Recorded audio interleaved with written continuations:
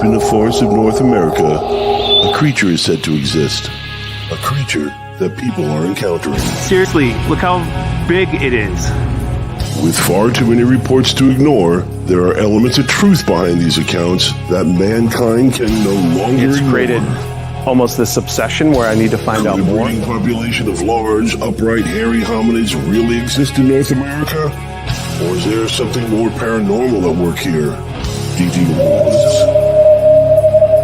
If just one footprint, one wood knock, or one howl was real,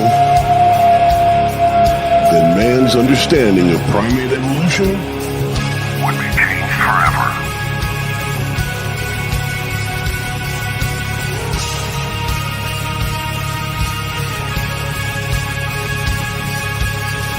Join Glenn Purcell and the Catskill Appalachian Research Collective as they delve further into the mysteries of Bigfoot and other paranormal phenomena through the eyes of witnesses, investigators, critics, and skeptics. Join us as we look to discover what lurks from behind tall trees.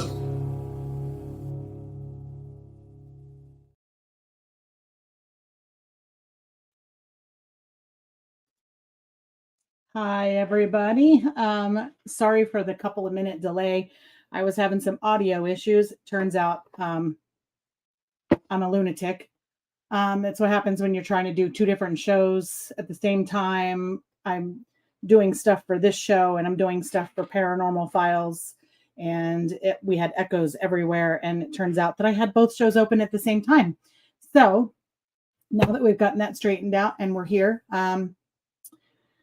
I'm going to bring on our guest because he has been with us before and he is an author and he has penned a new book. And I believe it's the second series in what's in this book that he's written here. So we'll bring him on, Tim Denman. Hey, Tim, how are you? Good seeing you again. It's been about a year, just about. Yeah, welcome back. Yeah, we got through the audio snafu there. Oh my gosh. You know, we've had some changes of directorship with the CARC, and Brendan left for some health reasons in that, and he had some focus on some other stuff. And then we had just had another gentleman leave the CARC, and my husband has taken his spot. So I'm trying to do stuff for this show, and I'm trying to do his stuff for his show, and I'm sure the working together is going great. Right. Everything's fine. Nothing's on fire. It's great. But real quick, how do you like this video background? You know what? I was watching that. I like that. I like it's animated, the motion and everything. It's really something cool. new with StreamYard. You can have video backgrounds. Yeah. I love it. So we're trying it for the first time. If everybody likes it, shoot me a little comment on here because I'd love to hear what you think about Yeah, the I can't new tell if that's stuff. snow. It's supposed to be snow or rain, but the drought everyone's in, that would be nice if it were rain. I thought it was creepy and kind of went with the vibe of your. Yeah. So Tim, what's been going on? Oh, it's been You've been busy. I have. It's well, since the last one we talked about Devil's Half Acre. Yes. Beyond thankful. You know, it debuted at #1 on Amazon.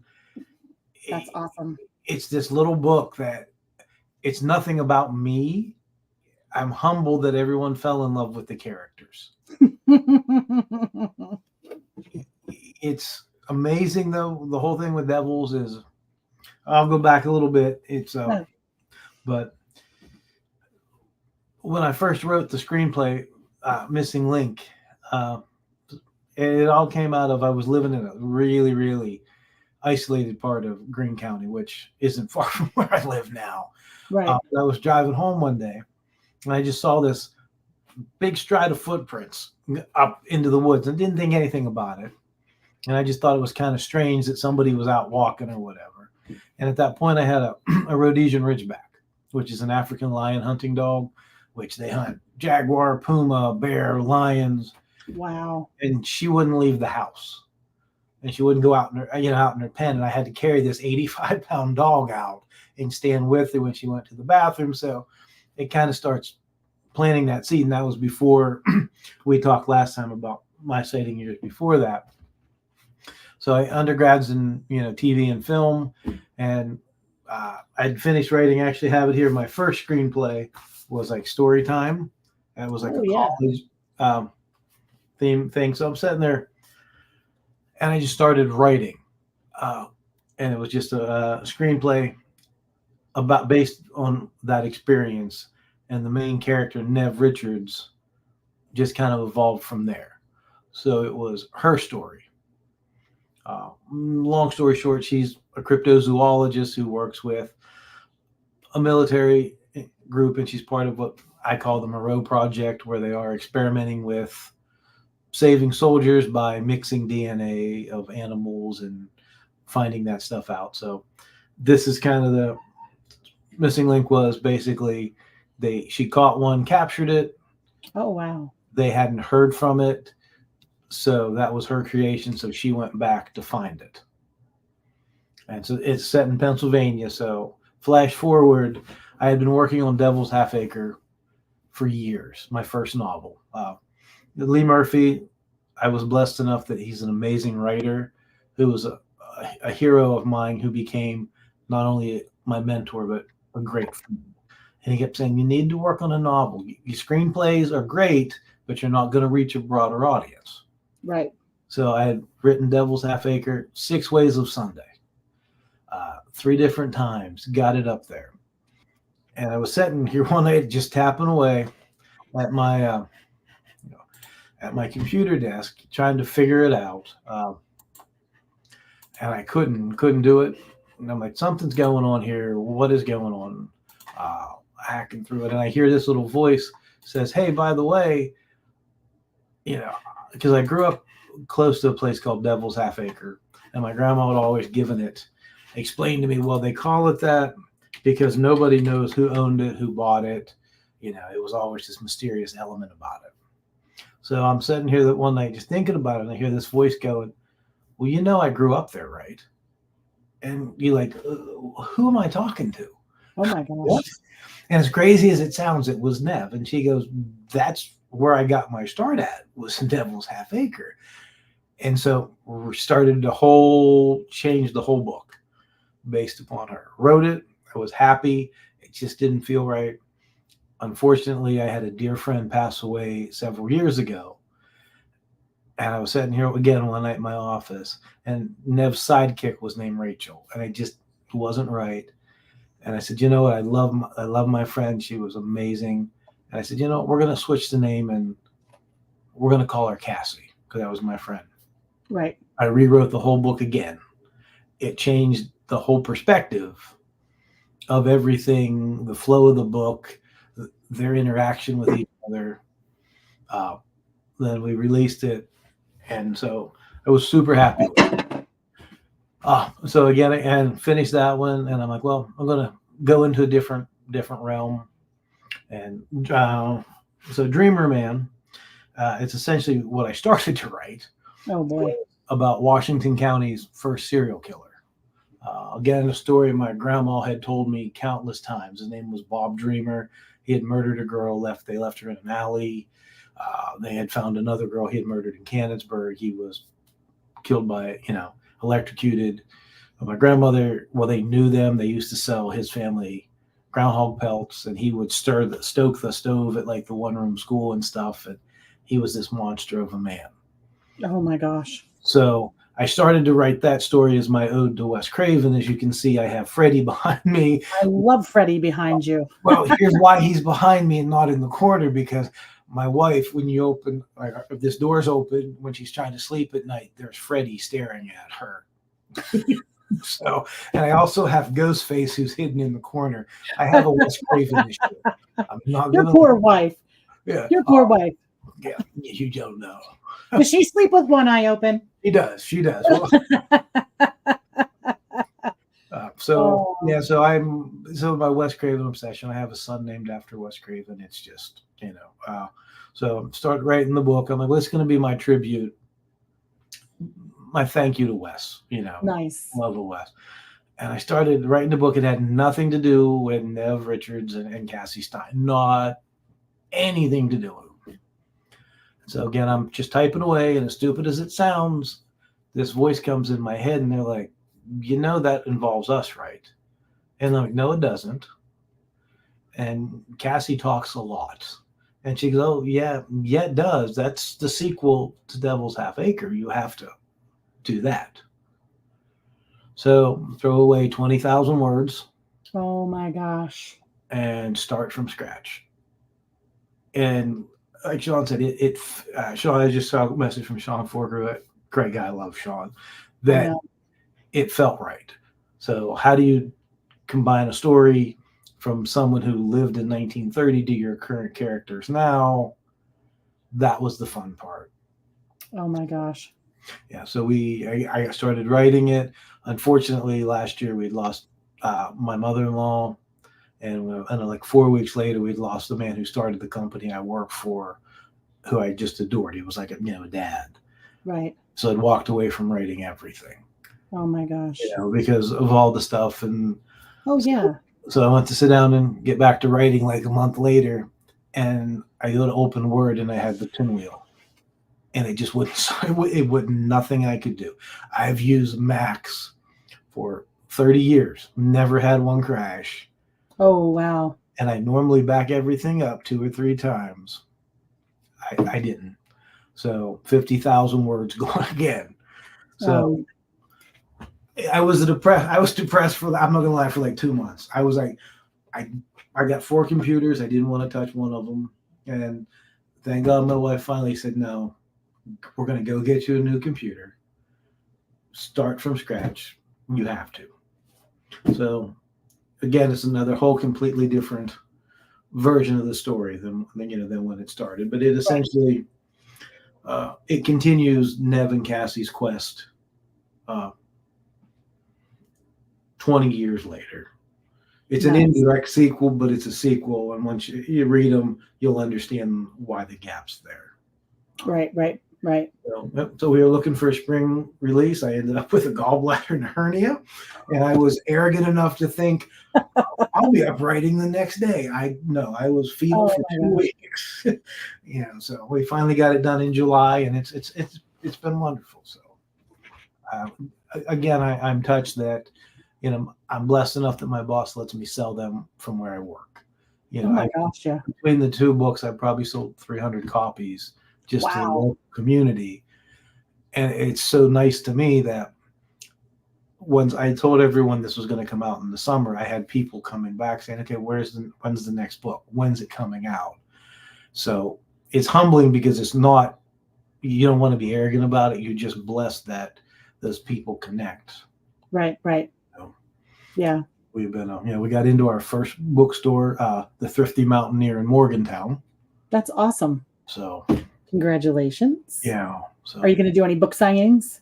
You know what? I'm going to try to get down there with them. We're actually doing a convention in November, the first convention.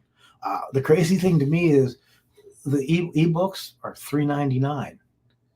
The paperbacks outsell them 50 to 1. Oh. And it's like, you can get all 3 books for the price of, a paperback, but people love that signature. And I think a lot of people just like to hold them. I mean, all the books you see behind me on the bookshelf, I could have easily gotten on a Kindle. Yep. I got to have a physical book. I like to have a book in my hand. Yeah. So it's crazy to me. I love signing books for people. Now, the odd thing is some people want it, because it's cool to them. But then I had a gentleman buy one the other day because I'm going to be honest with you. I'm not going to read the book, but if you die, it might be worth something. And I'm like, thanks. I mean, so. He's going to buy it, but never read it. Yeah, he said, if you die, it might be worth money someday. I'm like, okay. No. I have to admit, I bought your books on Kindle. No.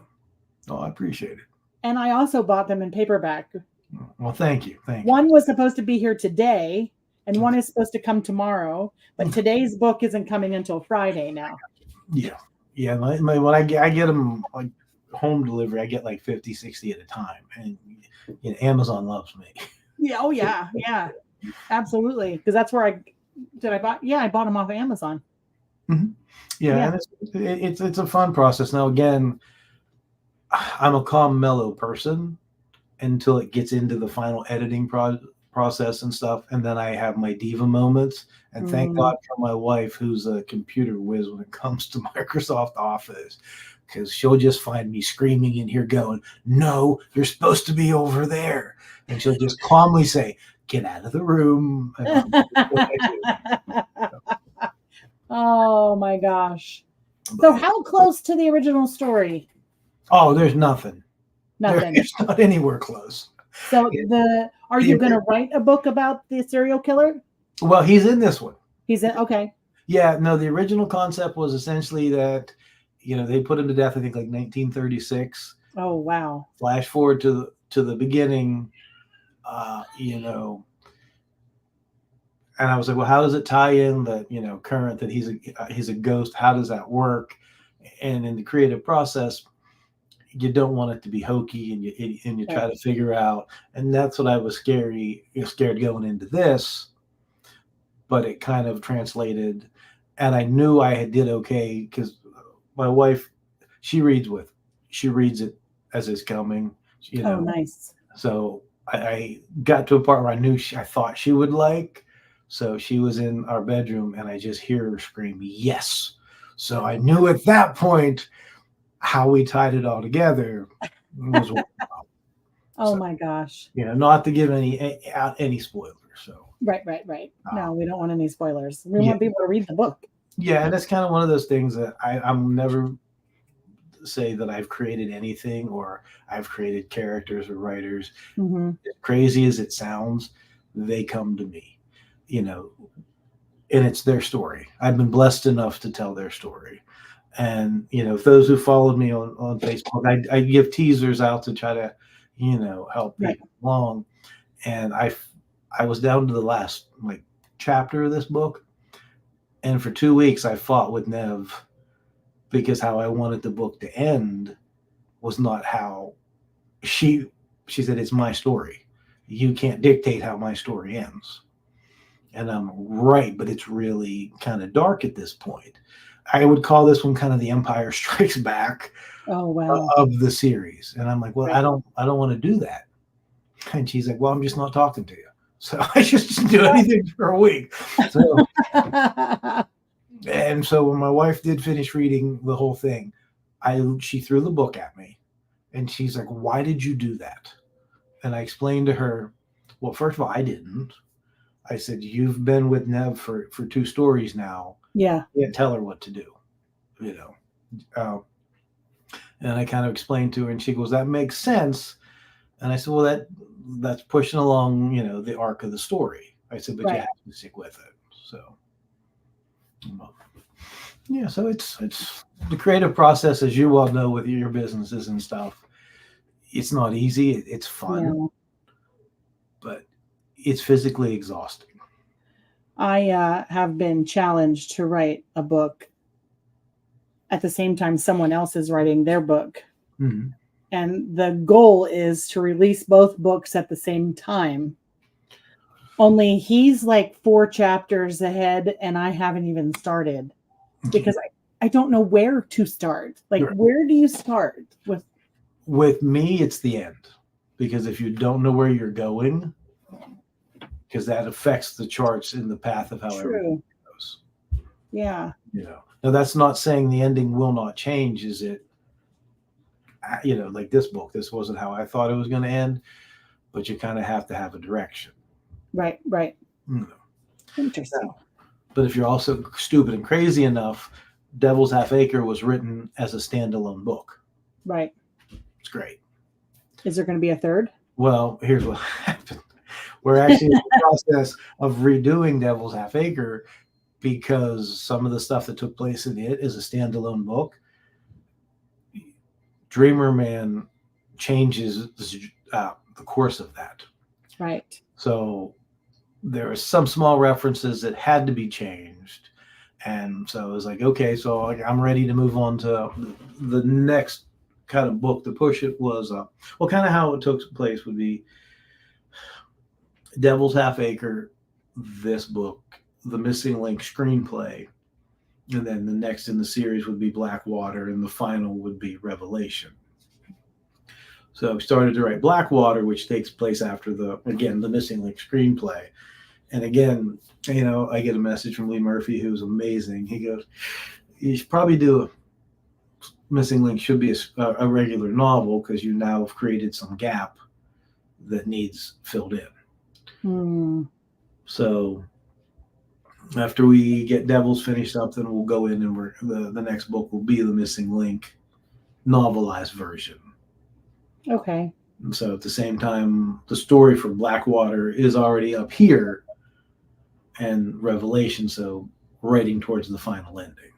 Okay. But I can say this book is not going to jump 400 years in the past, 100 years in the future, because I have Venn diagrams, I have charts, and it sometimes makes the writing not artificial, but you're like, okay, well, what happened here? Do I have to cross-reference there? So.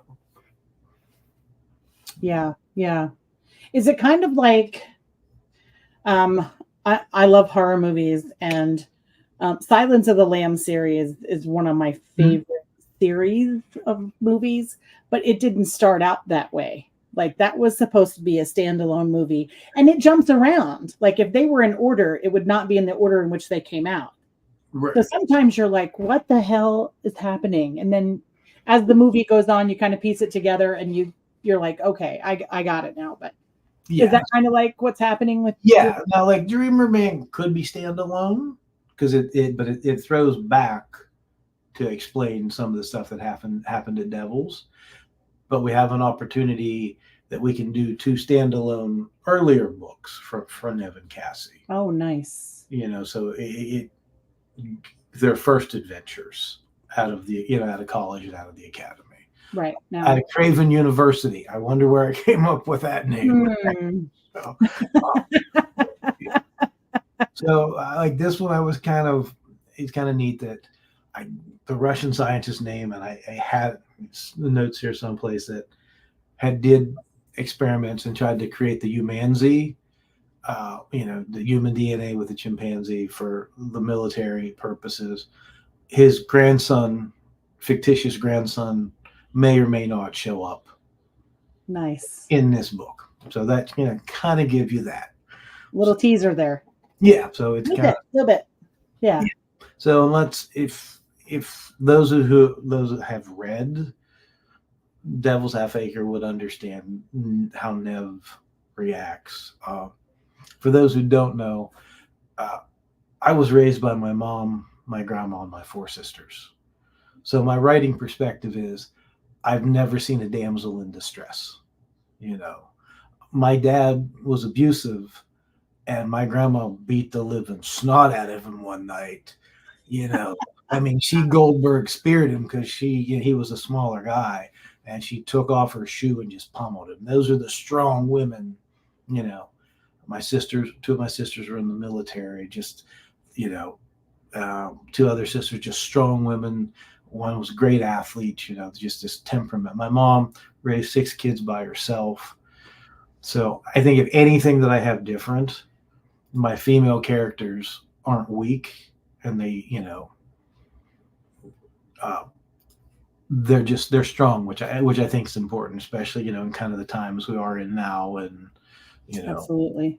So that's Nev in a nutshell. Nev, she blurs the line between being sometimes a good guy, sometimes a bad guy. They're, the animals that she's researching, she'll do whatever it takes to protect them. Nice. And she has some remorse about the agency that she works with and some of the treatment, and that affects her. And so you get to see a little bit of the arc in this one where she has a softer side, which people didn't get to see, kind of in the first one. And Cassie has a little more of a shady side in this one, so it's fun. And Devils was really a love story about friends who your friend got in trouble. We've all had that group of teenage friends, and kind of my little throwback to like Stand By Me, they were there for each other, Yeah. And so this one, there's some bad things that happen along the way to the friends and the friendship, you know. But at its core, this is a love story between Cassie and Nev, who are like two sisters, you know. And that's based sometimes their interaction with my sisters, because with four sisters, Oh, yeah, some days they like each other, you know. Some days my mom had to spray bug spray under the door to break up fights, you know. that So is you so awesome. play it, paint it as realistic, you know, as you can. So yeah, absolutely. Absolutely. So I, you know, it's fun and enjoyment. You get lost in that world. Right. So the biggest problem, and you'll probably see that because I know with your businesses and stuff now, you have to be just crazy enough to dream, Oh, you know. you're And not kidding. you know, and I oh, your post was a couple weeks ago, maybe a month or so ago, where whoever was dogging down the festival and stuff you put on, you know, and like saying snarky things to you, and you're just like, because they weren't afraid, they were too afraid to chase their dreams. They're going to try to bring you down. Yep. And, you know, I get people that'll say, hey, you know, on page 273, you used a comma that probably should have been a period. And you're like, really? Yeah. And I'm like, well, okay, it's going Really? through 3 different readers. It's 60,000 words. We go through 2 editing programs. And if you're upset because a comma got missed, I failed as a writer. The last thing you should have been worried about. You know what I mean? I wouldn't even notice the damn comma, really. So neither would most people, Yes, except for my English teaching friends. They might be like, hey, there's a comma there, but I don't think they're going to point it out to you. oh, and it's It takes all kinds, doesn't it? another thing. Like a gentleman, he bought the books. Nice gentleman, but he came up to me after he read this one. He goes, "I wouldn't have done that. This is what I would have done." Well, And he goes into great details. I'm like, well, I'm glad you would have done that, but I didn't. And then he offered me his great ideas for books, and I just, as nicely as I could have, said, you know what, just write them. Just go ahead and write them. write them yourself. Yeah. Wow. Yeah. Honestly, somebody. Oh, it's in this one. It's a funny thing, not to get anyway in the political realm, but this gentleman talked to me and goes, "Yeah, I'm not gonna buy any more of your books." And I'm like, "Okay." He's like, "Well, you made fun of a businessman named Donald, and I didn't like that." And I just went, "Okay, then don't buy my books." And there was nothing intentional. It was a character's name. I'm like, so Wow. So for you, you have to not pay attention to the 1% that are just so bitter and just jealous, you know? Yeah, because the guy that was at me about my conference, I was like, what, was he even there? Right. Because if he was there, like, Right. I mean, obviously he wasn't there because he would have seen that it was successful. And I was like, I don't know what festival you went to, buddy, but it could not have been mine, because I don't understand where you're coming up with that. It was totally off the wall and totally not accurate. And I was like, and in some ways I was like, oh my gosh. And then other ways it just kind of pissed me off. I was like, seriously, there has to be that one person that just got to jab you. Right. And why? Why can't you just stay quiet? And that's the hard part, where you have to be crazy enough to dream, but just arrogant enough to know that they're just talking, you know, nonsense, and you just kind of got to walk away from them. Yeah, you know yourself though. You pour your heart and soul into something, and you just really, really, really want it to be successful, and you want it to go far, and you want everything for this thing, because it's like having a child. Yes. You want it to grow and be successful, and then you get that person that just, maybe it's wrong timing, maybe you're just having a bad day, but whatever it is, it gets you at that moment, and you're just like, if he was in front of me, I probably would have ripped his head off. I get it. I mean, I was like, oh.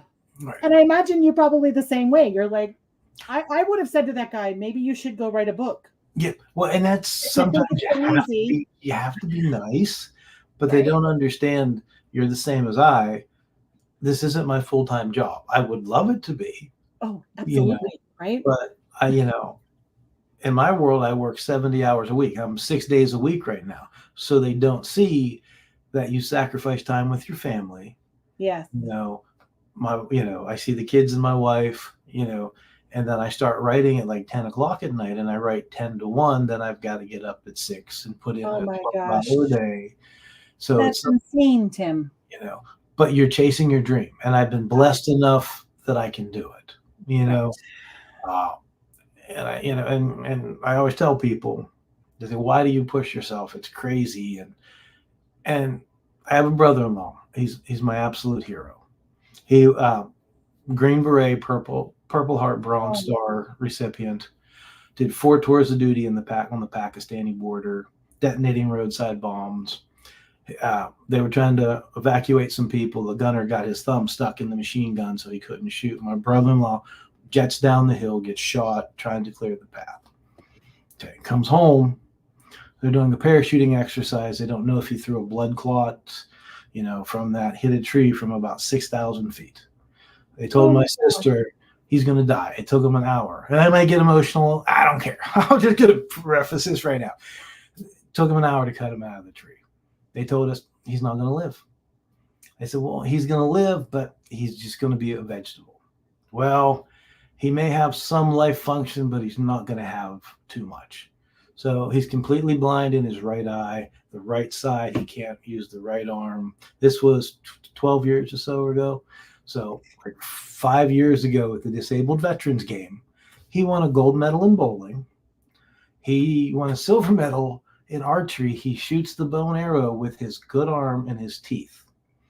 He puts Legos together with magnifying glass and his good hand. He makes moccasins with his teeth and his good hands. And I asked him one day, I'm like, man, you got to have good days and bad days. And he looked at me and goes, nah, I only have good days. And at that moment, I was humbled enough that God gave me that moment to realize I am so blessed. I may be a little bit tired in the morning, but this is a man who sacrificed everything, paid that price, and all he wants to do is live. Oh my gosh. And my friend Cassie, when she passed, it's kind of the same feeling that life is finite. These books, not everyone's going to like them, but they're a legacy to my children. Right. My grandchildren, 30 years from now, I may not see my grandchildren, but they can pick that book up, and it's for dreamers. I've suffered, and I'll shout it from the mountaintop. I've suffered from anxiety and depression my whole life. Okay. It cost me to be a high school dropout. I was agoraphobic for almost a year. Okay. I have a master's degree in business. I've taught college business. I've been able to overcome so much, not because I'm something special, because I'm just crazy enough to dream. If you have faith in yourself and a higher power, you can do whatever you want to do. You're going to make me cry. I just love everything you just said right now. And for whatever reason, I've been so blessed in my life. Yeah. For not deserving it, I mean, and I've always believed that I could look back on my life and say that, okay, oh, look, this happened to me, that happened to me. I should be a victim, but I can't, Absolutely. And I look, my wife was a computer tech. One February 24 years ago, had a headache, went to the doctor. They said, well, you got a brain tumor. Oh my God. And you know what? She's my hero. Another one of my heroes. This girl, brain issues, and we joke it's like living 50 first dates. A traumatic brain injury. And it's just, she helps me with the book, and she helps me so much because she reads them, and her thought processes are different than mine, because sometimes I'll lay out this great, beautiful sentence that I think is so eloquent. And she goes, it's a pretty sentence, but it doesn't make sense. And then I look back, if you can see over my shoulder, there's Hank Williams, who's, I believe, the greatest writer of all time. He carved such a beautiful way with simplistic words that touched us, Yes. And so I've been blessed with the characters. I've been blessed with, these great people around me, and you're humbled. You don't get arrogant. You don't get cocky, and it's fun. When I write, and again, my favorite part of the books are the interaction with Nev and Cassie, because they're so just sometimes snippy, and Cassie makes me laugh out loud. Just some of the stuff she does or says. I love it. And to me, the other thing is fascinating is my wife is obsessed and has almost a crush on the bad guy. And I'm like, I don't get that. But she hates Nev. She absolutely hates. Oh my gosh. And I'm like, but there's such a fine line between what Nev is and kind of what Jacob is. And I'm like, she's like, I don't care. I don't like her. So what are the chances, since you have written screenplays before, what are the chances that these books become a screenplay? With me writing them? That would be pretty exciting. It would be. Like The Missing Link, I've been like close a couple times with selling it. Like Amazon Studios, when they first came out, they were taking ideas. Well, you were getting rejected within a couple of days. They held it for almost 3 months. And they're like, well, we're reviewing it. We're looking at it. And then they were like, we're not into doing horror movies now. We're not going to buy it. So you're on this high. You're like, this is it. Yeah. Yeah. And then your feet just get kicked out of you. So you're kind of like, it breaks your heart. And then where do you start from? Are you good enough? Is it worth it? Is it a waste of time? There's some publishers that I've looked at, I've kind of got some offers from, but it's kind of like you said earlier, these are my babies. I am not signing away a single control right. If anything I've learned from Wes Craven was what happened to him with The Nightmare on Elm Street. He pretty much lost all control, and that's kind of the origin of where Wes Craven's New Nightmare came, is he was just horrified because Freddy was supposed to be this child molester murderer, and there were little kids dressing up as him as Halloween, and he became part of our cultural, everyone loved Freddy, case in point. I've seen every single one of them. Yeah. So he was like, yeah, that's not what I wanted Freddy to be, So I've had some of them opportunities, and I've had a couple opportunities to work with like Hanger Publishing, and I feel bad for a lot of people who get into this because they get into vanity presses, Right. And it's like, well, your book's only going to be $2,000 to publish. I don't think, sadly, people understand. No joke, I make more money on a $3.99 e-Kindle book than I do on a paperback. And you're looking, a year of sacrificing everything. People have no problems buying a $9 cup of coffee every day. I know. It's crazy. But this one was a longer book. My publishing cost went up a little bit. And I'm like, should I go to $12? Is that too much? Oh my God. It was just a flood gap of, we're not pushing too much. It's too much.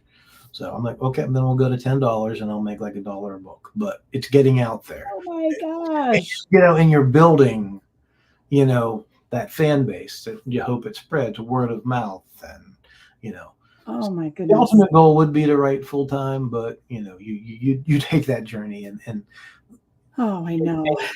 the thing of it is, you're probably the same as once you get that creative bug. Yeah. I just have never written a book before, and so like I have like a story in my head, but it's like I don't know, like there's several books in my head. Like one is about my life, which I wish I could say that it's not like a Lifetime movie, but it is, unfortunately. But I've learned a lot. And as I get older and I realize that these experiences shape who you are, they don't have to be who you are. Thank you. Yeah. But they make you the person that you are today. I wouldn't go back and change a single thing. I would go through it all again to be where I'm at. You know what I mean? It's just so like there's that book I need to write that I'm like, I have no idea where the hell you even start with that. Like it's, and then there's the children's book I want to write about Bigfoot. And then there's, Well, I have to say, from the small peek into your world that I've got to see from your post and stuff, from what you've overcame, I love the fact that you don't hide from that. You don't sugarcoat the bad things that happen to you. I can't. And I love that. Thank you. You know what I mean? Because you're being honest. Things were bad, and I don't. I know you share details. I don't want to go too much your personal life, but what you overcame. It's been a lot. And your spirit's good, and that's what we need. Yes. And I think that's why I get so like when somebody like takes a stab at you, you're kind of like, you've spent your whole life thinking that you're nothing, and people tell you you're going to be nothing, and all of a sudden you discover this part about you and you go after something like you've never gone after anything before in your life. Mm-hmm. Like never have I gone after this as bad. I mean, never with anything. And then it like they take that jab and you're just like, maybe they're right. For a split second, you're back to that space. You know what I mean? Where you're like, maybe they're right. That's where you need to just keep that little bit of swagger. But you're right. It does, Yeah. And for me, you pour your heart out. You put your heart, your soul, I know how this journey ends for these people. Mm-hmm. And even in the past screenplays I've written and stuff, I've stopped writing because I knew it come a point where a character had to die. Mm. And I couldn't emotionally detach myself from it. I know that sounds crazy. People are going to look at this and go, he's really nutty, but I'm as normal as you can be. Right. But and like I said, you do, and it eats at you a little bit sometimes, but it does. And and for you, it's probably the same as me when you see that one, you have that one interaction with that one person that's like, hey, thank you, you've done this, I know. And then you're like, this is why I do it. Right. And that means the right world. Here. This one thing right here is why I do what I do. I had a lady yesterday, and I'm never one to shy about talking about my faith. I'm just never. I'll talk to anybody all day. And I tell them, listen, I've been in Jesus's woodshed more than anybody. I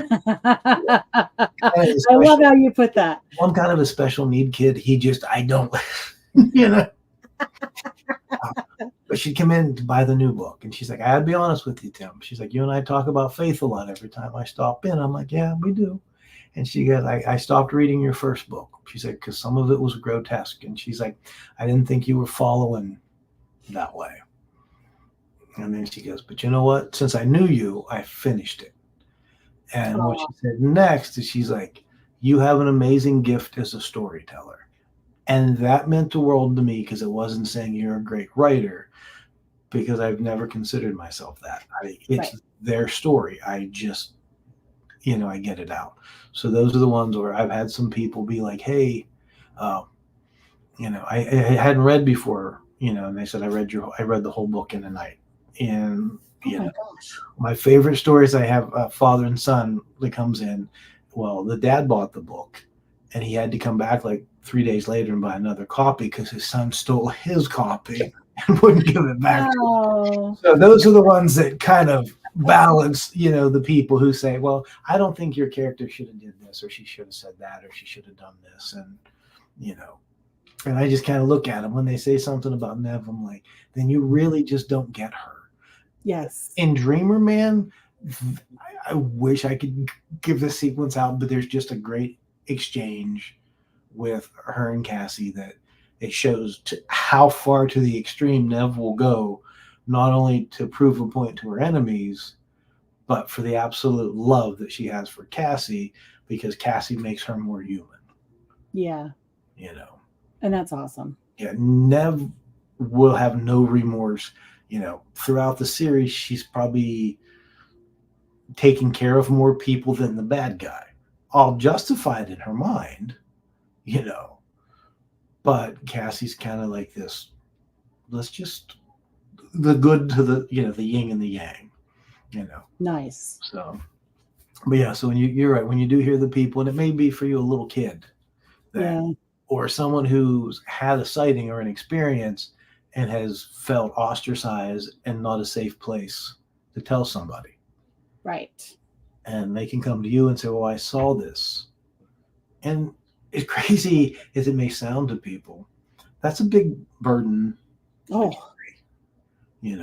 because we had talked last year about my sightings, and I'm like, yes. okay, I'm a rational, intelligent person. And I'm like, the pieces all add up to this equation, but that can't be right. And, it's been 20 years now, or so. That's when I met Eric Altman, and I met, Sean Forker, Lee Murphy. And again, what I found in this group of great people is they're all intelligent, and they weren't some of the fly-by-night TV shows that you see. Oh. Some are entertaining. I like the Mountain Monster guys, okay. But I live in Washington County, and I've never heard of the one who lived in the caves and who drew maps. I'm just going to throw that out there. So as funny as it is, it hurts legitimate researchers like yourself. It does. And I don't care. I mean, people call me crazy all the time. They tell me, you didn't really see that. You had to have seen something else. And I'm like, well, I saw it. You weren't there. So. And I tell people, well, last time I checked, I don't have 2 7-foot tall hair covered neighbors who have giant footprints, but right. I could, who knows, maybe they're so. Right. But yeah, and I think unfortunately with that, anything paranormal, there's people that their mind won't allow them, But I find it crazy that people are so quick to believe in the paranormal. Right. But not in Bigfoot. Right. Well, because the paranormal always happens to off left camera, off right camera. Right. But you can believe a ghost can just magically appear and then disappear and walk through walls and, be here one day and, 5 miles away in 10 minutes. Right. So it's kind of like, really. Yeah. Really? And then I'll be honest, I struggle with some of the Bigfoot interdimensional stuff. That's where my logical mind, because I'm thinking, okay, if they could travel interdimension, right? Do you think they would be giant, hairy, smelly beasts? It would be a little more streamlined to fit in with society if they're studying us, because unless they're studying, people who haven't lived, who live in the woods, and that's their thesis. I it's hard for me to, you be respectful to everyone, but there's some of the stuff that's kind of, I stay more into it's bipedal, it's primate. So. Right. I just say, I don't know what the hell it is. Yeah. It's got abilities that I don't understand. And I think that's probably the issue. Right. I in some ways they're much more advanced than we are. I mean, they're able to hide in the woods in plain sight. You don't see them. It's wild. But in other ways, we're supposed to be the more technologically advanced. Yeah. So it's like, I don't know. You know what I mean? It's like, I think they just have capabilities that we can't wrap our heads around, that we can't fathom. I think they shimmer, shake, and and do the hokey pokey. No, I don't. Right.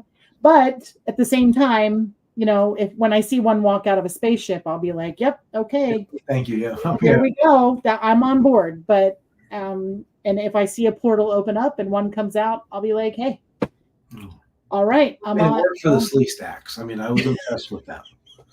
But what an amazing use of space. Right. And I want those those people to dream too. Right. You probably see more in the investigative part of it that it's like, I sometimes think, we remember the old Tootsie Roll thing, everything I see and becomes a Tootsie Pop or whatever to me.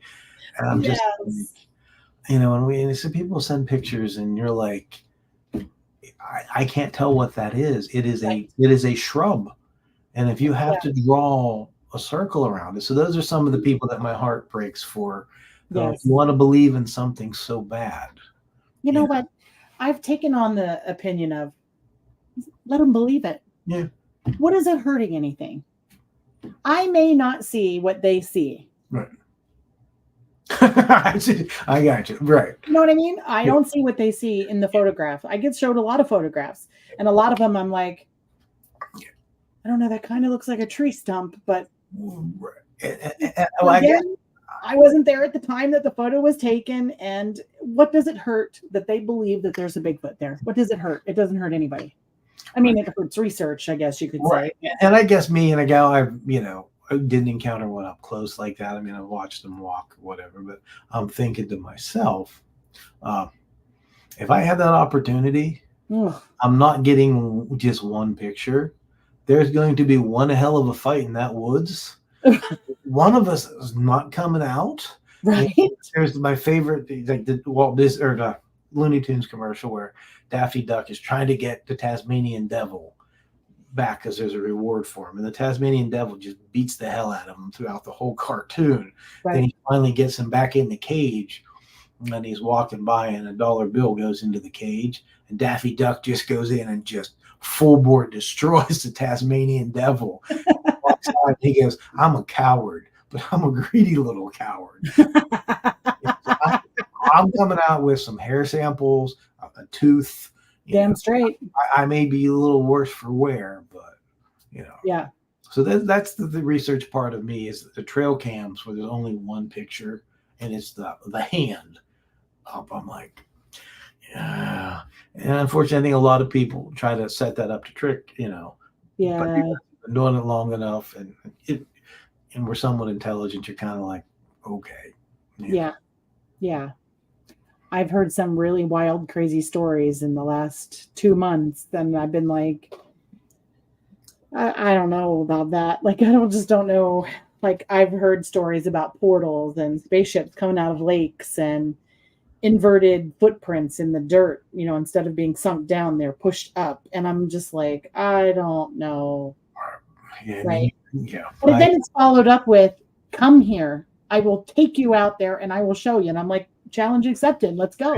Absolutely. Yeah. And I like the Bigfoot tracks that are a sandy beach, but they only manage to imprint one spot. There's not a sequence of tracks and right. Yeah. So I got to tell you, Tim Gayhart, we were at Salt Fork last weekend. Okay. And I got bit up by these things called chiggers. Yes. Yeah. Which I have never heard of before. Yeah, you really can't see them until they open their mouth and it's just they decimated the bottom half of my freaking legs. It was ridiculous. So I sat on the tailgate of Tim's truck with him while everybody else went into the woods. And I swear to God, kid you not, there was a Bigfoot 7 feet from us and put its palm prints on the side of Tim's truck, and I could have just died. You know what? I've had a couple older people come in. The one guy to my store, and he had a sticker that said Salt Flat on it, and I was there, Salt Fork, and I was talking to him about it, and I just offhandedly said, "Oh, there's some Bigfoot stuff there." No, I think he was like a Vietnam veteran. He had his hat and stuff on. And he goes, and that's why I don't go out exploring there anymore. He's like, they'd went up a few weeks. It was like, it's probably a couple years ago. I talked to him because they were out at night on their boat, and he goes, I don't know what screamed. He's like, I've been in the jungles all over the world. He's like, but I'm telling you this, we got back to our camp, and he goes, I didn't go out the rest of the time, nor will I. So, so I know there's a pretty hotbed of activity out there. And yeah, this will be my second experience out there in the last, in a year's time. Yeah. So pretty crazy. The one thing that I fascinated and kind of look into is I'm not like sure where you guys are if the fracking and wells and stuff are there. Oh yeah. They either push them, or a lot of the land is privately owned by Consol or EQT. So a lot of it you can't get on now. Right. Right. That's a fascinating thing to me. Is either going to push them out, or it's going to isolate them more. Yes. Because like where my sighting occurred, it's a giant piece of land that's owned by a gas company, but they've not been on it, and so it's like 200 or 300 acres. Wow. So it's kind of one of those things where it's like, they own it, but they've never come out to do anything to it. And, right. I have a girlfriend that's been calling me pretty steadily over the last 2 weeks saying, I don't know what's out here. I have never heard these noises before. And she's had coyote and bear come right out to her house. Like she's like, I know what sounds they make. This is something I've never heard before. And when another friend of mine sent me I don't know if you know what the Onyx app is. It's like a hunting app. It shows everybody's properties and whatnot. Yeah. They have leveled the woods on almost an entire mountain out where this woman lives. And I'm like, I'm wondering now, is that why she's hearing? Yeah. Because they have pushed it out. So it's really sad. I hate when I don't know what they're going to do with the property, but they've leveled every tree on it. Well, by the time we're done talking, they'll have a Dollar General up that will be understaffed. Oh, I'm sure. Yeah. Well, it'll be up and running by next week. Yeah. I'm positive. Yeah. I swear to God, they bring a machine and it just unfolds a building and they go. A little drop of water and it just springs up. And they're sprouting up everywhere. It's ridiculous. Well, we were out from like a small town. I grew up in Waynesburg. It's an hour south of Pittsburgh, and there's a little town out there called Blacksville, off the side of it. And we were out there, whatever months or so ago. And my wife was like, "I've never been to Blacksville." And I'm kind of like, "Well, there's really nothing there, but we'll go." And so we drive out, and literally just out of nowhere, there's just a Dollar General, and I'm just like. It's a population of like 100 Who's people. shopping there? Right. Yeah. Enough to keep it open. Exactly. Who's shopping there? Yeah. So I do agree with you, right? With like here, I mean, we're heavily, the fracking is slowed down because you can only drill so many wells in the area, Right. So they're drilling more, but not like the craziness of 20, 25 years ago. That's just insane. Yeah. And 25 years ago, Bigfoot wasn't even remotely on my radar. I could have cared less about Bigfoot. 5 years ago, Bigfoot wasn't on my radar. I could have cared less about it. So now I can't drive down the road without going, is there a Bigfoot in those woods? I wonder if there's a Bigfoot in those woods. Right. He could be watching me drive by right now. Right, because as your knowledge base grows more, you're starting to decipher and get rid of what could be the habitat, what makes a better location, and it's Oh, for me, I'll be driving down the road and I'll see a shoe on the bank. Well, how did that shoe get there? Yeah. And so that's when the backstories will start building as to what happened with that. So yeah, so once it's in your brain, it's and you understand it makes a big difference. That's fresh. I want you to know the website is up and running. This poor gentleman tried to order offline off my gotknockers.org, and there were such issues with the postal service. Oh. Yeah, that's much more complicated than I care to know about. But I'm learning, and it was a nightmare. So, but I've been wanting to tell you that the website is up and running. So awesome. Get on over there. So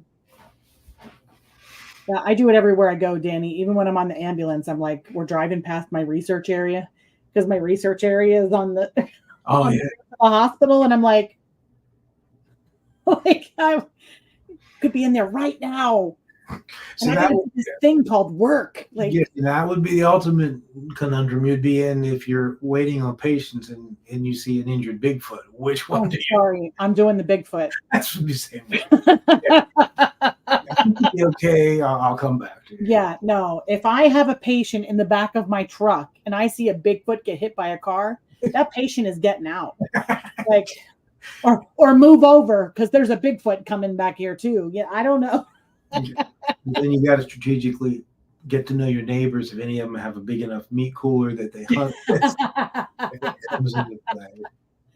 Oh, it's gonna. Oh, I don't even want to prove that it's real. I just want to prove to myself that I'm not crazy. Really, I saw what I saw. I know what I saw. I've seen it now 3 times, and I'm like, And I think that's the hard problem, because that's always the debate's going to be, if you get one body, it's going to save the whole species.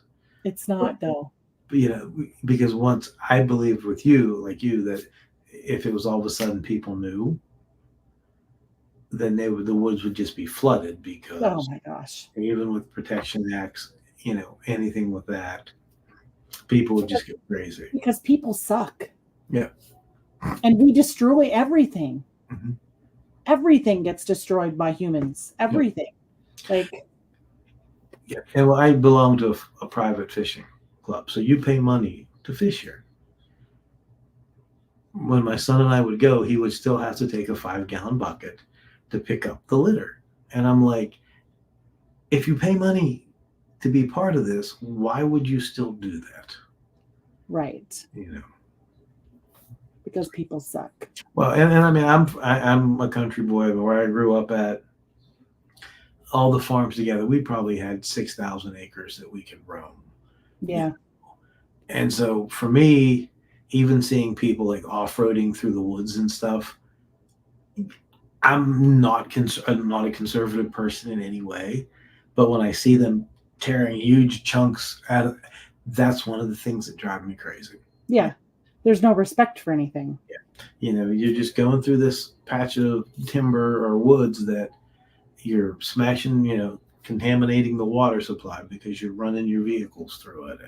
And that's one of the things that one of my pet peeves in life, that it's just like, I get you want to be out in nature, Yeah, but so that's just like the people that like to comment, to tell you that you shouldn't have ended your book that way, or my festival sucked when the guy wasn't even there. Like, there was a time when if you didn't agree with something, you just kept walking or just kept scrolling. And now everybody feels the need to share their opinion. right. It's not asked for. And sadly, a lot of them take the most obscure, just crazy opinion just to get you to respond, just to get more views. And I like the ones that'll come on there and say, well, social media is bad, you shouldn't do blah, blah, blah. But you're telling me social media is bad on your social media account, and you have 1 million followers.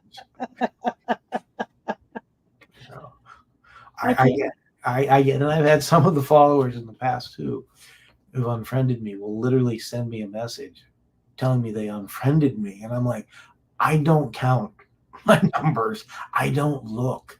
I don't even know how many. Yeah. Yeah. I don't pay attention. Yeah. So, well, so goes life, but again, you're brave enough, and then, I can see all the people chiming in here. You've made that impact with people. You've made that connection, and I hope so.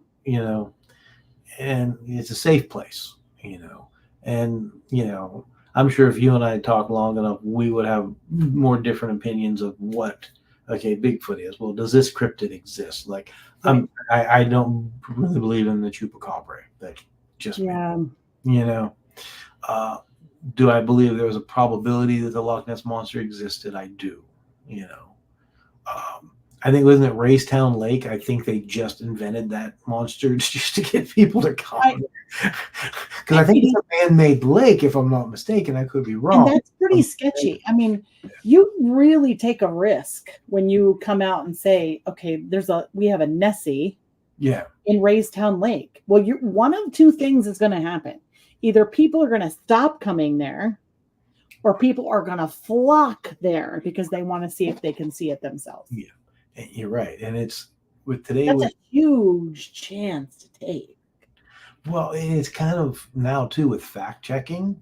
Yeah. So 40, 50 years ago, you could have told somebody, well, I was a 4-time PA state champion in wrestling. Well, they're not going to check that. Right. You know what I mean? Now, as soon as you say that, they've already Googled it. They're looking up your picture. So there's some more accountability now. Yeah.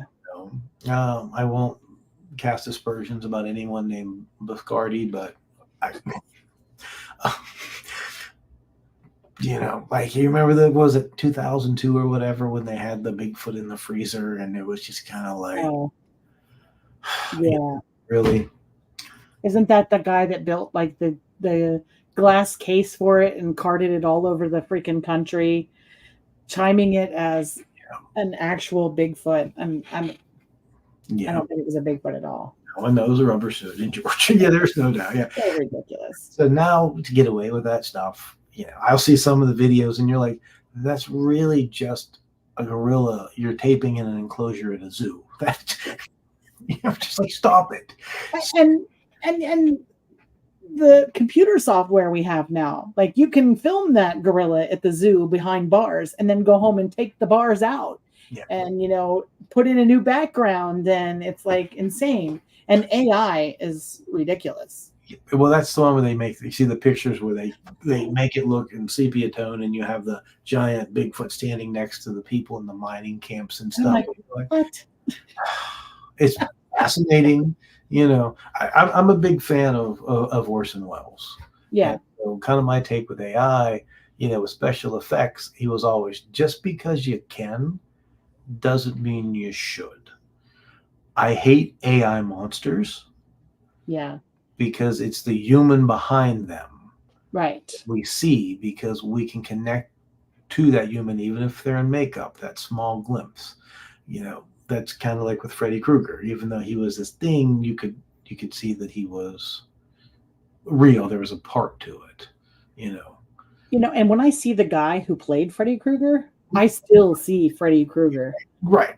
Yeah, exactly. And he probably you're not getting away from it. But he does come out kind of creepy in real life. Oh my God, yeah. When that one show that he does, I can't think of the name of the show. I know, yeah.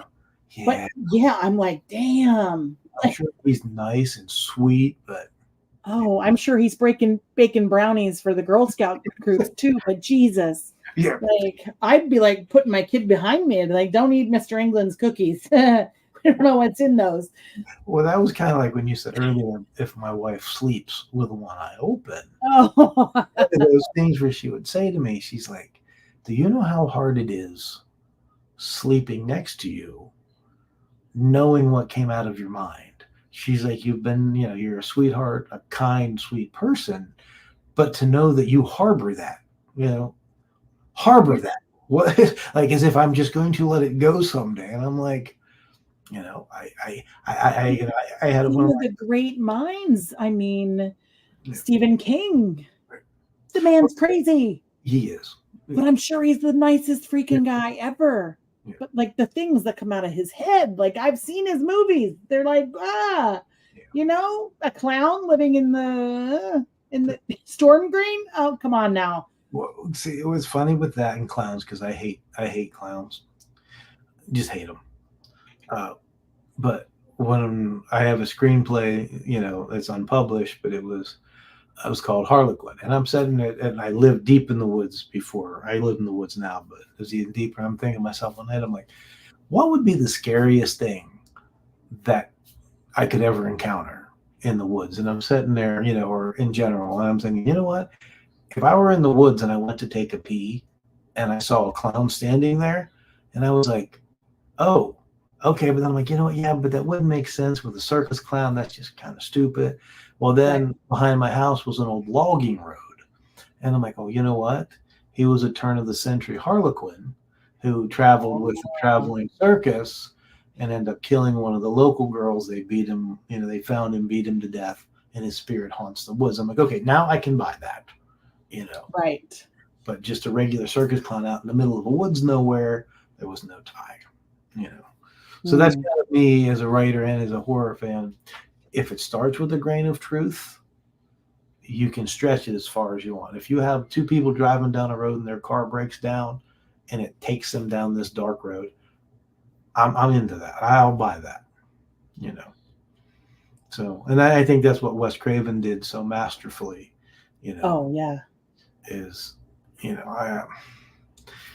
he also was able to make characters that weren't stereotypical, which is what I hope that I'm able to do not the same. You see him now. You always have the jock. You have the rich snotty kid. And it's just like, I think that was what worked with Scream, because really the only character you didn't like was Billy. You loved the rest of them. And to watch them die, that was horrible. And crazy death. Yeah. Crazy death. And like actually Friday is like the 9th anniversary of his death, and I'm still not over it. I still hate Madonna to this day because of that. But anyway, that's a different story. Well, real quick, and I won't bore you, but I was in college. He was speaking at Indiana University. Okay.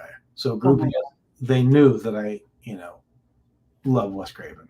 Just first 30 seconds of A Nightmare on Elm Street when I was 13 changed my life, And I told the guys, I'm like, you got to get me bail money. I'm like, because I'm touching him. I don't care what I have to do. I'm getting here. The day before the event, he had to cancel because he was doing Music of the Heart and Madonna dropped out. So he had to recast the movie. So I've harbored hatred for her for over almost a quarter of a century because she my God. To meet Wes Craven. So I'm bitter. Yes, I am completely bitter. But I've been thankful enough that I've got to chat with his daughter Jessica a couple times. Oh, that's awesome. And just let her know, thanked her for sharing her dad with us. Oh, absolutely. How much of an impact that he had on some of us, and oh my gosh, how articulate, So it's kind of me. He wrote, the Fountain Society. Well, I'm going to write a book. Mm-hmm. Taught college. Well, guess what? Wes Craven taught college. Yeah, I kind of have to teach college too. I haven't directed a movie yet, but I've directed plays, so it's kind of everything, It's kind of the same. Yeah, but so. Well, I hope you're able to bring these characters to life. I would love to on a screen, but I would probably be one of those difficult people, that I would never have any the stupid hokey, moments. Like I used to love watching movies on the Sci-Fi Channel, but then they have that hokey moment, and I'm like, or that comedic moment, and like Halloween 5. Every time I watch it, and there's two stupid cops, and they got clown music, and I just want to punch the screen, And I carry that same passion with writing, as I do with movies. I have an Audrey Hepburn wall. I'm still looking for my Orson Welles poster. So, again, God bless my wife for watching the movie with me. Because, her eye and new movies don't coexist well together. And I just can't shut my big mouth. I'm just cringing. Oh, my God. But that's part of being creative. I always said it's kind of like a curse in a velvet glove, Right. You can see the world a little different, but. Well, we're happy to have people like you and your minds out there, because that's where some of the greatest stories come from. Yeah, and I wish I could, claim credit for it, but again, it sounds crazy and it makes you sound like a lunatic, but, the characters are different and you write them different. Mm-hmm. The main bad guy, Jacob, boy, he's fun because he's so smooth. His choice of wording, his, what he says to people is just, I can see why, my wife likes him. And I've had other people will be like, I really shouldn't like him, but man, is he slick. And it's a very slick. And you get so that's the fun part of the creative process, is when you're in base with them, that's great. But the sad part is you'll spend months and you'll write something, and then you'll realize, screenplays. If you look on my desk, I probably have 15 screenplays that are 100 pages in, and you're just like, it can't work. Right. It's not going to finish it. Not every great idea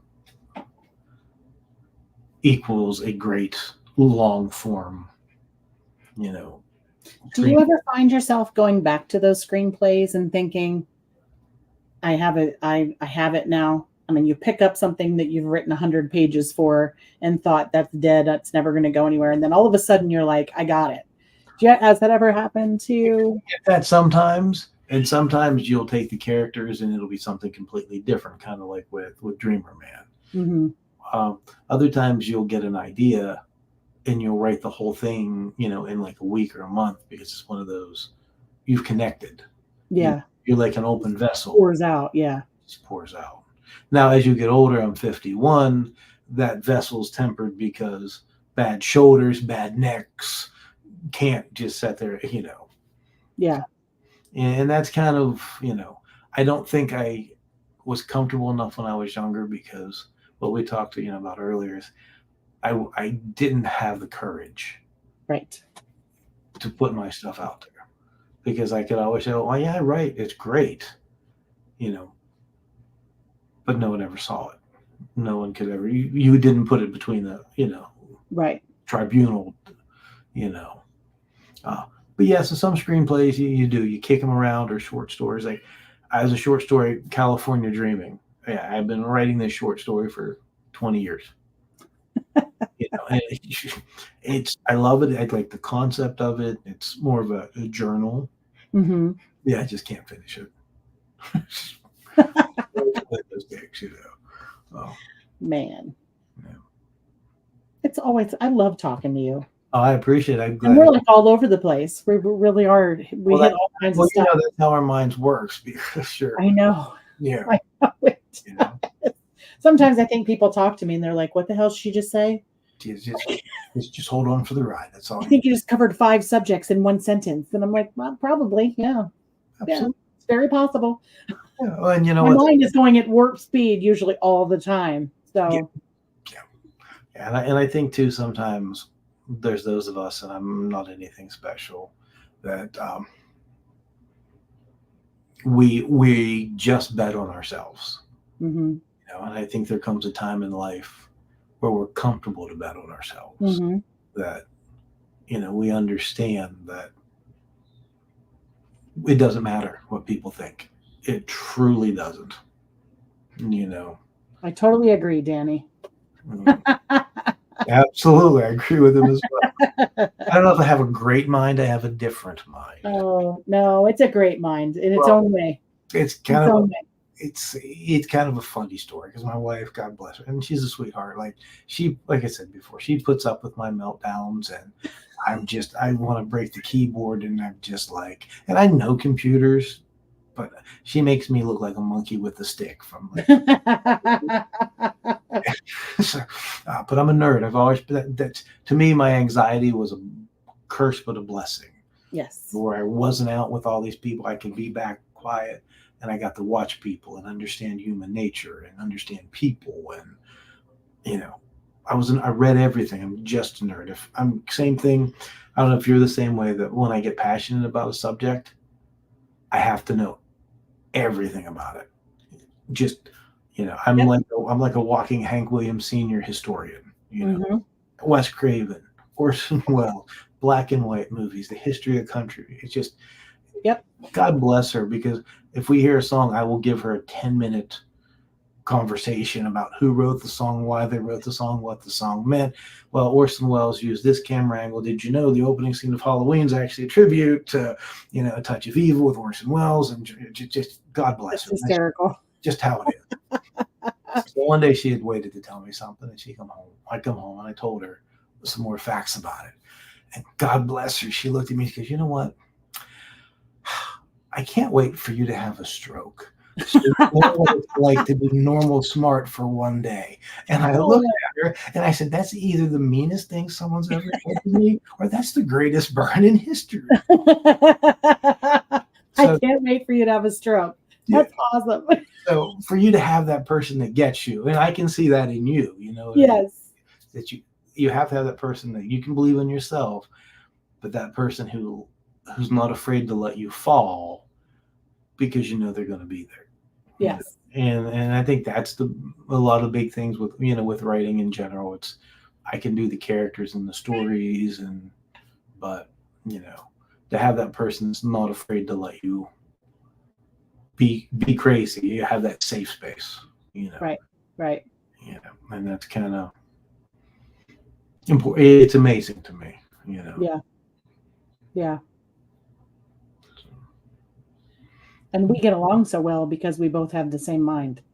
Yeah. Only yours goes in a horror way, and I go in a Yeah. descriptive way. Yeah. Well, and see, that's kind of these is if people read the books, they'll understand. Oh, yeah. It's very cryptid driven. This is all because of me watching two big feet. Bigfoot, Sasquatches, 20 some years ago. Which is awesome. Yeah, and it's and I'm excited I love the screenplay, but I'm excited to get into the book because then I can get into the screenplay. I like it. Yeah. But the book's going to be different. It's going to be in more detail. It's the first time in the series the characters are separated. Wow. So you get to see one on her own adventure, then you get to see Cassie by herself, and so that's the fun part. The writing part I love. Yeah. The formatting, the editing, I would rather just get hit with a rake. When I finally do sit down to write this book, which I don't know when is going to happen, I'm going to be an editing nightmare. I'm sure of it, because it's going to be written how I talk. And you know what? That's fine. You know what I mean? I'm not prim and proper with making sentences and using punctuation, and I'm sure there'll be some slang in there and probably some curse words. And people are going to be like, "You can't do that. Like, there has to be a comma there," and I'll be like, "F that comma," right? And honestly, that is true, because it's like, well, the technical part of it, but if it's the flow and the characters, can connect, and it's your conscious thought that makes you different, and there's a college, who was it? But there was always I always forget the name, but one writer, I loved him. It wasn't Hemingway, but anyway, he would have like 2-page sentences, not a single punctuation. That's like kind of worse, I mean, I get Facebook messages like that. Yeah, and you get the point across. That's all that matters. Yeah. But and it's the same thing. I'm a real big fan of Washington Irving, that kind of stuff. But just let it out. You do Microsoft Office. There's a technical part. Microsoft Office, no matter how hard Microsoft Word, will not recognize the word nev. It always tries to make it never. It won't learn it. It won't do anything. And I'm like, who in their right mind would put never that many times? Just learn the damn word. Right. Yeah. Oh my gosh. I'm going to be a nightmare. I'll probably be calling you. Anytime. Because like when I started with the radio station, the podcast with the radio station, I swear a lot. Like I clean it up for the podcast and the radios, and I left it slip, like the F word one time. And I was like, oh crap, it's the radio station. And they're like, if that's who you are, that's who you are. And if you talk like that in everyday normal life and you clean it up for the radio station, nobody will believe it's you. Like, and I don't know how I got this mouth, but I think it's all from working on the ambulance and saying, what the F every day. Yeah, I get that. Times. When I got out of college, I got a job doing morning news at a small local radio station. My co-host was a Civil War reenactor. So oh my gosh. He was for the Confederates. So one morning I just casually said, you know what? You guys lost. Just go for it. I kid you not, within like 45 minutes, I had Confederate flag painted cupcakes delivered to the radio station for me. I carried them right in and threw them right in the garbage can. I'm like, there's no way at all I'm eating those things. So I understand where you're coming from. I was a little too Howard Stern-ish for that. Yeah. But you got to be true to who you are. But Right. And that's the point. Be true to who you are. Absolutely. Well, I'm going to let you go because in another 15 minutes, I have to be on another podcast. Way to spend your evening. It's been a pleasure as always. It's just I'm going to be in this chair for another hour. So get yourself a snack. Oh, yeah. How about it? Yeah. Well, we hope that there's another book to this series. Oh, there's definitely, God willing, and I don't pass away anytime. Have a stroke. Soon. Yeah, exactly. It'll be a normal book at that point. Your wife is so sweet. Oh my God. Yeah, I said hopefully next time she was going to come on, but she had some dental work, and would like to get her side of the story to see my creative process, but to see her having to deal with it. Right. You know, which is awesome. Yeah. So she deserves a medal. She does. Oh my God. it'll be 22 years of marriage coming up in a couple of weeks. Yeah. Oh my Lord. Absolutely. So, yeah, we're hoping, all things considered, that we can pull out a miracle and get the missing link done by November, but we'll see. So you better get working. I know. So, but it's the story's pretty much told, so we'll see. And we're hoping to get Blackwater out by summer, so that'll be awesome. I'll be buying them. I appreciate it so much. And you'll be back because we're gonna have to talk about them. Absolutely, anytime. I always appreciate it. So. If you haven't gotten Tim's books, you have to. I think the missing link or the your screenplay, the book. I can't think of the name of it off the top of my head right now. Was it? It's not the missing link. I have the missing link, and then I have story time. Yeah. Okay, I have the missing link. I don't have story time, but I do have the missing link. I think it's on the bookcase behind me. Yeah, and it's a collective of stories, and it's really dark. I'm gonna have to get it because I like those dark, horror-esque types of stories. I grew up watching horror movies, so. Yeah, but I am available. I'm Timothy Denman on Amazon. You know, it's so I appreciate. So get yourself some books because they are really good to read, and if you love horror or any kind of really raw suspense, be good books to read. I appreciate it. Look forward to it again. Absolutely. So tonight would be the first for me to show a commercial for Got Knockers. Oh, you want to see it? Yeah. I did the video myself. Awesome. And Sean Forker and Sasquatch Experience did the voiceover. Oh, the fork chop. Today I spent 2 hours trying to figure out Canva to make a video to match the audio. So here we go. Ready? Yep. You're the first to see it. It's not Gawkers, it's Got Knockers. Hey, have you been to the Squatchfield site on the interweb that has it all?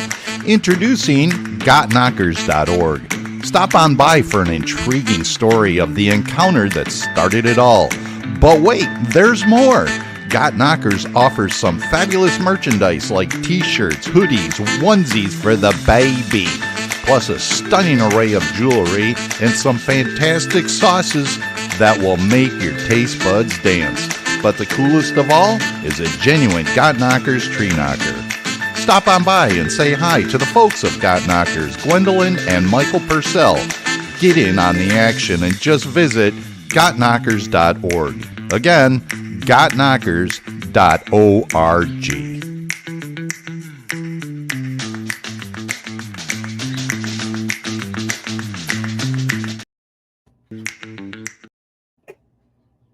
Yeah. Not bad for my first, right? Absolutely.